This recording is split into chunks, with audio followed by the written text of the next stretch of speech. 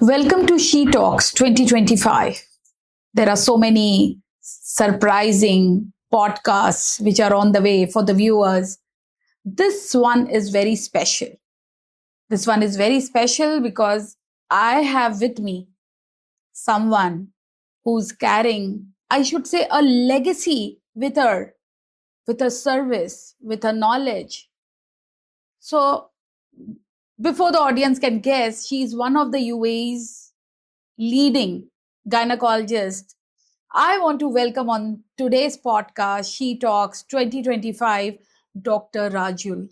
She's with me here. Welcome, ma'am. Thank you so much, Dr. Naheed. Thank you. Thank you for being here.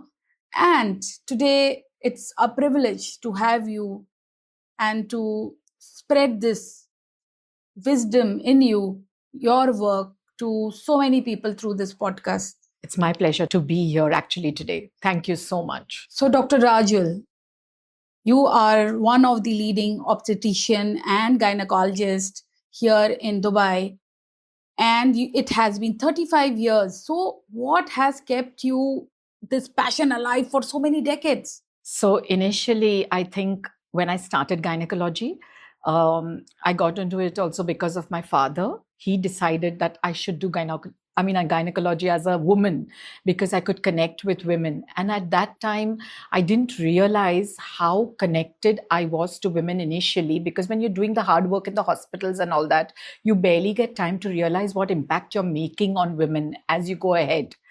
But as I've gone ahead in life, I've realized that when women come back to me and tell me that they have seen a change in their lives because of me, that alone is enough for me to feel like it gives me so much pleasure from inside to be there, to let them see what I can see, to make their lives better and their health better.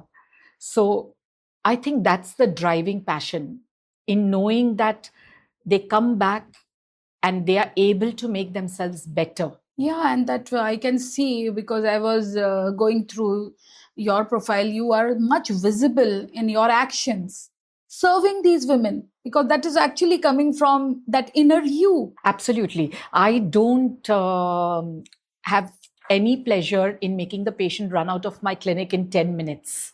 It just doesn't give me a feeling of having given them enough time, because mainly I want to hear them talk.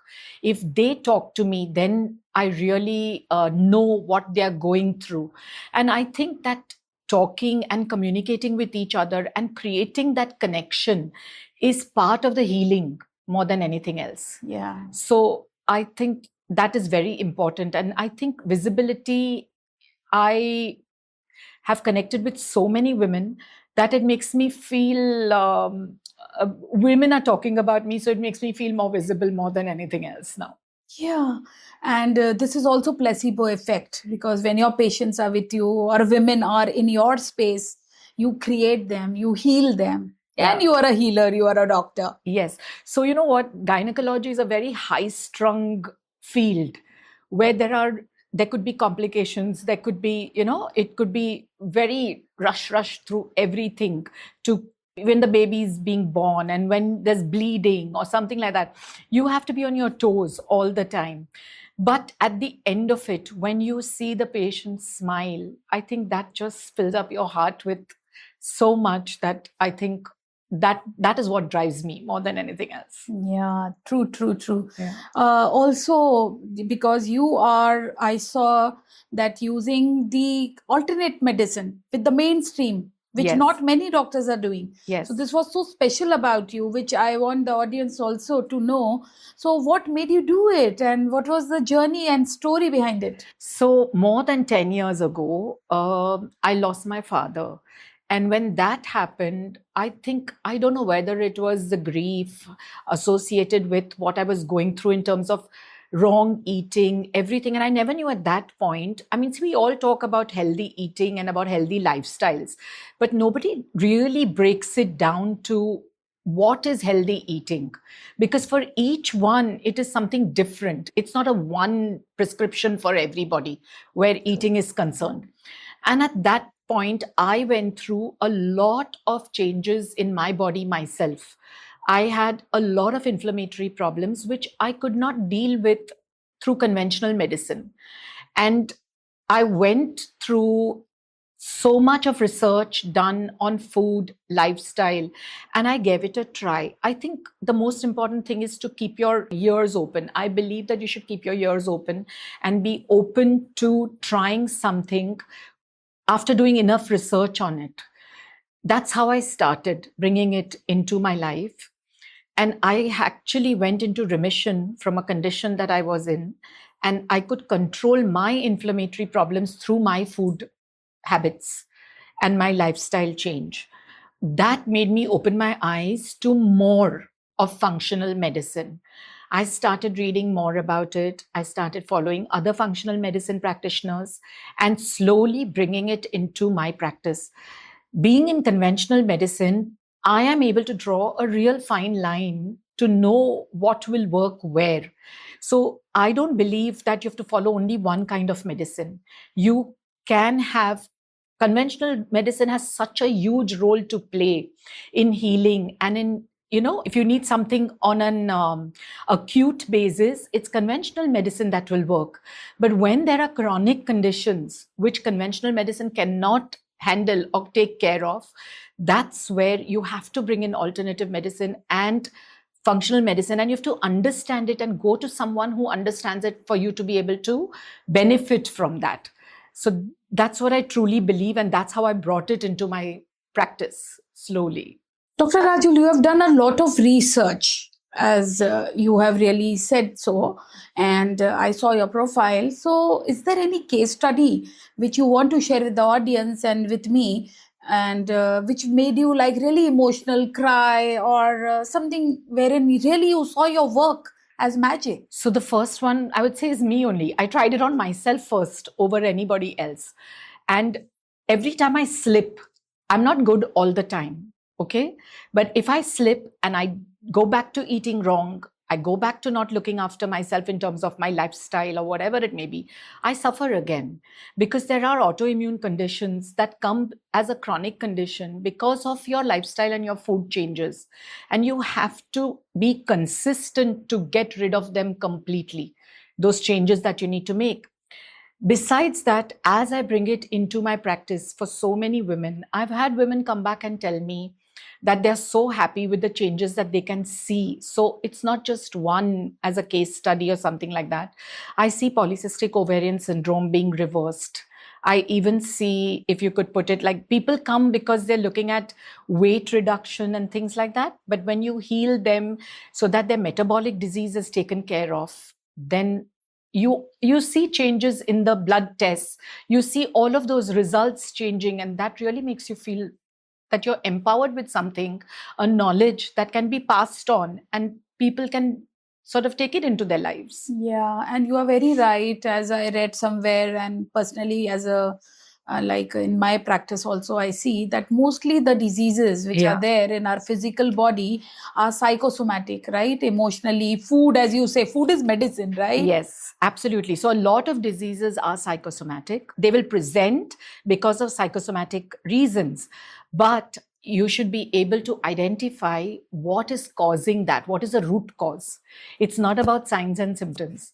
So what I'm looking for now is how to get rid of it from within, like from the root, more than just, writing a prescription to get rid of a sign and symptom. So yes, for my audience, when you work on the root with a doctor like Dr. Rajul, so can you see all other parts, ailments also get aligned? That's really the energy alignment which I will put in front of the audience. Now, Dr. Rajul, what is that one biggest myth which you will break in this podcast for all the women? So if I have to talk of one myth, most of us women, what do we worry about the most? We worry that we will have cancer. Okay. And that is the one worry. We go for our checkups for breast cancer awareness. We go for our checkups for cervical cancer awareness and everything. Now, all that is absolutely required. But the one myth that I'm going to break here is that that is the prime cause of death. It is not. It is heart disease. Women, the biggest cause of death in women also is heart disease.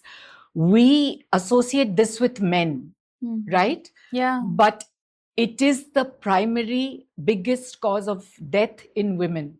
So I think women should realize that there are other chronic diseases like diabetes, blood pressure, metabolic disease that all build up to cardiac disease ultimately. So you have to start addressing all of that. And the aim should be that you are free of any cardiac disease more than anything else. The other things, of course, come along into play, because as a woman, when you are, you have certain diseases which will hit you because they are unique to you. Like you will see cervical cancer, you won't see it in men. You will not see breast cancer, you do see in men, but it's primarily seen in women. Right. So cardiac disease is such a thing that women don't address at all. Yeah. So I want them to remember that the myth I'm breaking is that cancers are not the primary cause of death in women. Yeah, and this is really for the audience, that the lifestyle where you are working in, Dr. Rajul, this is helping them in their life cycle, because as a woman we have a life cycle, like giving birth to a child, and then obesity and gaining weight. Yes. And obesity also is a disease. Absolutely. It is the precursor of all diseases. Can you please repeat it for all? Obesity is the precursor of all diseases. This is so valuable. Yeah. And if you can manage your obesity, you can manage most diseases. This is a very valuable piece, because really this is, I've seen the survey, and I think you are a better one to share lately in this podcast. Also, just to give you an example, breast cancer is, the risk of breast cancer is double in women who are obese. So can you imagine straight away a double risk just because you're obese? So similarly, it just adds on to risk for all diseases. Now, how do you blend the traditional Indian system with the modern Western system in your patient care? My teaching, my learning all of my life has been from conventional medicine. We cannot disregard what conventional medicine has taught us. And Western medicine brings so much of research daily, into for us to be able to form guidelines, for us to be able to follow those for the treatment of patients and everything. But it's very important to follow those guidelines, but at the same time, even go by evidence-based medicine and know when to bring in the alternative medicine. When you should be able to know that this is not going to heal my patient, then you need to bring in alternative medicine. So I try to blend both of them in my practice. I don't do only one thing. Of course, if somebody asks me, being a conventional medicine practitioner, if somebody requires to remove the appendix or the fibroid, I won't be telling them to take, alternative medicine to do that alone. Because when you have appendicitis, you have to remove it. So you have to look at the acute conditions and chronic conditions, and you have to decide what to do. You are right. And Dr. Rajul, I saw that you have international learnings from countries like Germany and also Dubai, many aggregations as I see. So what do you feel, when you were a winner in IWD in 2023? 23. Yeah, and another award. Can you just share, how that actually impacted your mindset and more your work in your own self? Okay, so I truly believe that continuous medical education is absolutely necessary. Yeah, we never know enough and we never know it all. We have to keep learning. Okay, I did my laparoscopic training from Germany, and then I did my gynecological aesthetic training here. I've been trained even for hysteroscopies, colposcopies. I've always done, upgraded my skills over a period of time. Because I think if the minute we start thinking that we know it all, that's our failure. We are on our way down then from there.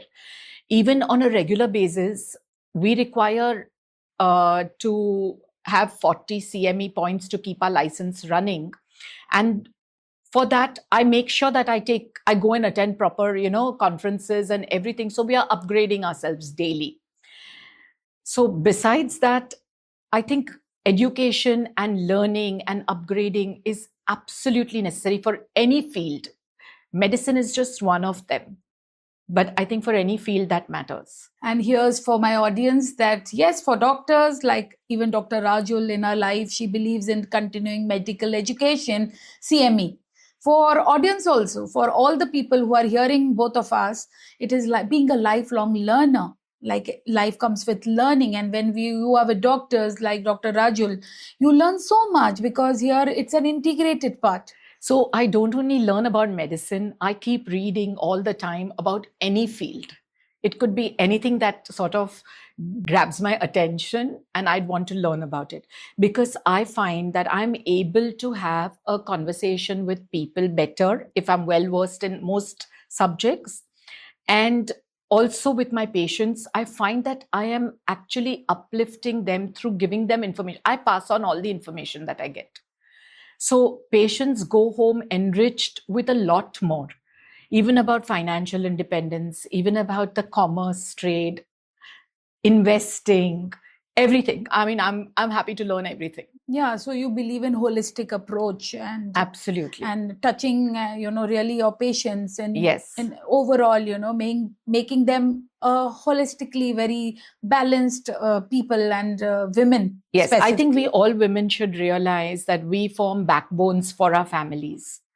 Okay, most women forget that. Yeah. They forget that they are a backbone and they don't realize they'll do everything for everybody. I've said this multiple times before. I need to remind women in my clinic that you are important too. Coming True. for your health checkups is important. You don't need to come. I've been told by so many people that after delivery, I've not seen a gynecologist at all. You at least need to see your gynecologist once a year. And you are important. So making time and making space for finances for your health also is very important. It should be taught to all youngsters right from the beginning. When we come from, I'm from India, so when I come from the subcontinent, we don't have any space for health management, which is something should be taught. Yeah, you're very right, because money is the most important area for people. Then comes the health. While if I am healthy, then I'll be able to But really, I think health is wealth. Yeah, health it's is the real wealth. True. Yeah. But most of the times we always think of how much it's going to cost us to go and do a test, or how much is it going to cost us to see the doctor. And unless people feel that they have no other option, you have a majority of women who don't want to come and see the doctor. Yeah, and it is good to see the doctor, because Yes. see here it is like really getting your cure is better, like if you pick up something early, you can prevent cure it. You can prevent it. Yeah. And here's for the audience that once in a year, you said that this is minimum what Dr. Rajul is saying, and we all can consider this, that once in a year we should visit our gynecologist. Another thing now for doctors. So I want to ask you, like you have learned that laparoscopy and aesthetic gynecology. Yes. So what is for the Indian doctors, or for any doctor as such, you want to specifically want to share here? So I think India is far ahead in a lot of things. The way we are taught back home, it's just that we don't have as much of international accreditation in what we do.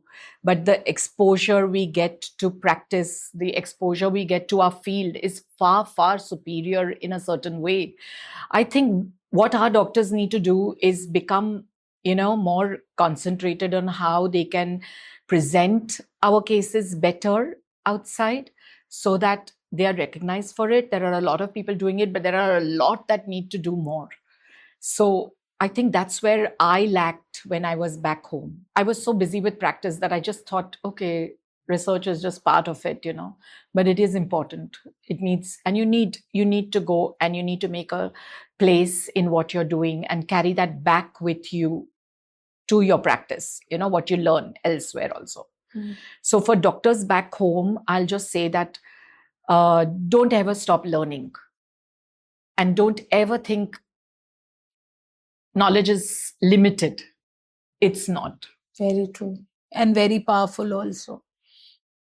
And I wish people comment on here what they are finding while they are seeing this podcast, and if they can share this with people, like these can be doctors and all women, this will certainly reach out to so many people. Absolutely. I feel women should be We need able. people to support here for this work. Yes. When I do my awareness programs also, I actually tell people carry this forward. It's not Super. limited to me. Super. You have to go home. I may have 40, 50, 100 people in my event, but it's how each one of them can go forward and tell another 10. Even if you tell another one, you're making a difference to the world. Very true. Very true. Yeah. I agree to this. And this is my request to the audience. How is this? What value did you get here? And what are you finding it very interesting? Or you want to ask any question? So even if in the comment, the question is there, Dr. Rajul would be happy to answer. Absolutely. Anytime. So Dr. Rajul, the one food work you are doing, which is very legendary. It is like many years you have been just doing it. So how do you find this food? Can you just share about it more? How food is therapeutic? So, when I found more than 10 years ago that food was making a difference to how my healing was happening, I went and observed a lot of chefs working. I would go and stand and observe them and use the methodology of cooking and things like that. Of course, you see all kinds. So you have to be able to discern and decide what works for your healing more than anything else. But I did all that because I wanted to be able to tweak recipes and to be able to tell my patients what to do, which I do in the clinic regularly. So I keep myself updated on all kinds of recipe that I'm looking at, and I keep thinking that how can I make this healthy, or how can I turn it around to make it a little better in terms of something that I wanted. Like if a patient has come to me with metabolic disease or with insulin resistance, then just by telling them that don't have sugar, it doesn't work most of the time. Patients don't know what to do when they leave the clinic, go out and they go into the grocery, or they have to revamp their kitchen. They have no idea what they're doing. So a little bit of hand-holding, a little bit of educating them correctly. And when I have done this with food, so that I can help them better.